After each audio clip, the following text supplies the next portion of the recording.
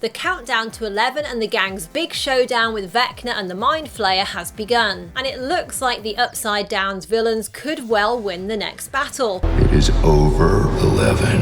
You have freed me.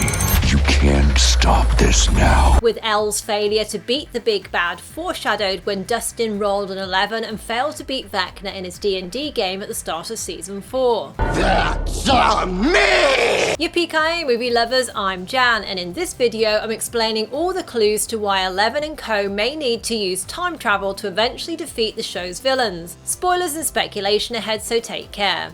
The idea of time travel in Stranger Things was heavily hinted at towards the end of season 3 when Dustin, Erica, Steve and Robin stumbled into a screening of Back to the Future. Einstein has just become the world's first time traveler. And right off the bat in season 4, in 11's opening scene she says this: "Today is day 185. Feels more like 10 years. Joyce says time is funny like that. Emotions can make it speed up or slow down. We are all time travelers if you think about it." The idea that happy or sad feelings can affect the way we perceive time is analogous to how 11 draws on joyful memories like her mother's love to take down 1 in their first confrontation, versus how Vecna exploits his victims' feelings of guilt and sorrow to trap them, then kill them.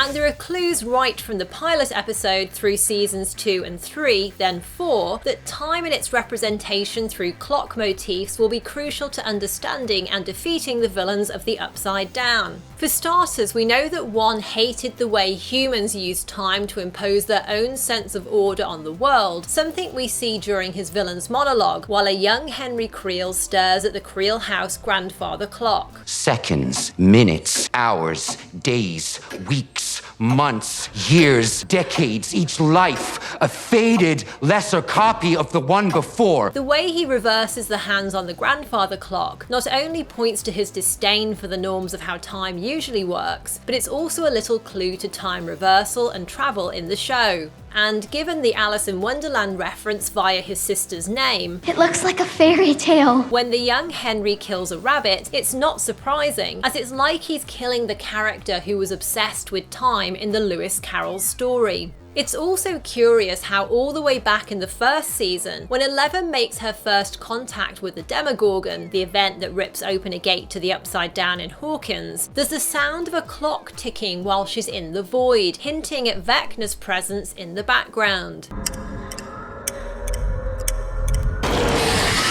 There's also a chiming sound effect in season 1's first episode after Will sees the Demogorgon and falls off his bike.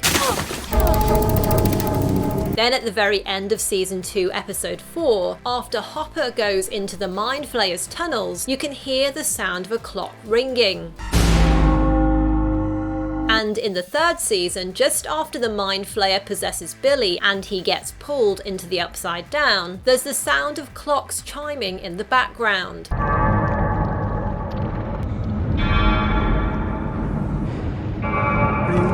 And after Billy comes out of that vision, you can also hear a gong as he staggers around, suffering from being in the heat and the sun.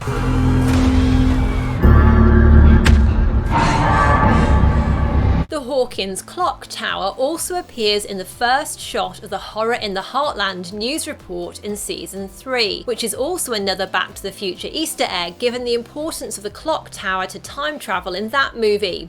And thanks to 2 of our amazing movie lovers, Rebecca Strain and Ariana, for noticing that Max's counsellor, Ms. Kelly, wears a clock necklace, which I think also looks rather like a key. A possible hint that time will be the answer to how the gang eventually defeat Vecna.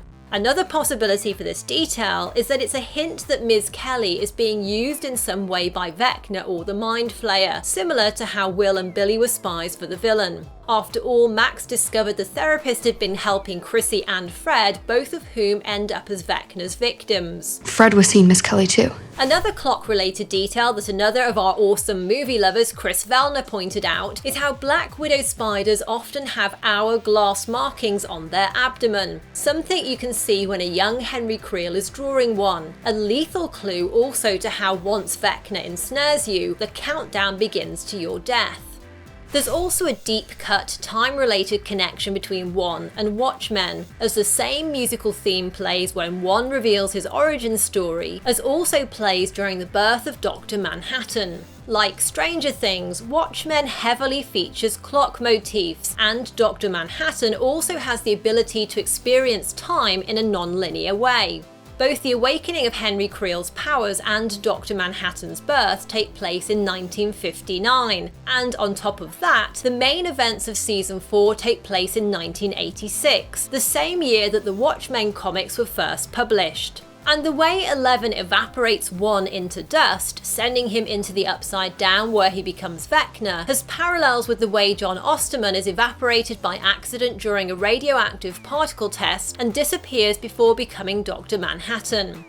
Now, a character a lot of you have been asking about is 8, aka Carly, 11's lost sister who she met back in Season 2. She's mentioned in Season 4 by 1 when he's talking to 11. Do you remember the day a strange woman came to see you? This would have been when 8 was still here. It seems pretty clear then that 8 used her powers to cast illusions to escape the lab before 1 went on his rampage and killed the other test subjects. And I think she'll be back before everything is over to help 11 take down Vecna and the Mind Flayer. Or, given her hatred of Brenner and the Hawkins lab, it's possible she could ally with 1 instead. In fact, there was some foreshadowing of her return in the crossword that Brenner completes in the opening scene. One of the clues is for the wife of Shiva, the answer to which is Kali. In the Hindu tradition, Kali is a goddess of time, change and death, and perhaps together with 11, they will find a way to reverse an event in time. Also next to the crossword in that newspaper is another clock-related Easter egg, with an ad for a jewelers and watchmakers who offer watch repairing services. Now, if any of these clues seem too coincidental, it's worth remembering that the Duffer Brothers have said that right from the very beginning of the series they wrote a 25-page document which outlined all the mythology for the show and the Upside Down and how it worked. Plus, the show's set decorator has said that every item, every tiny piece of set dressing is intentional. So Dustin Sherlock Holmes quote, "The world is full of obvious things which nobody by any chance ever observes,"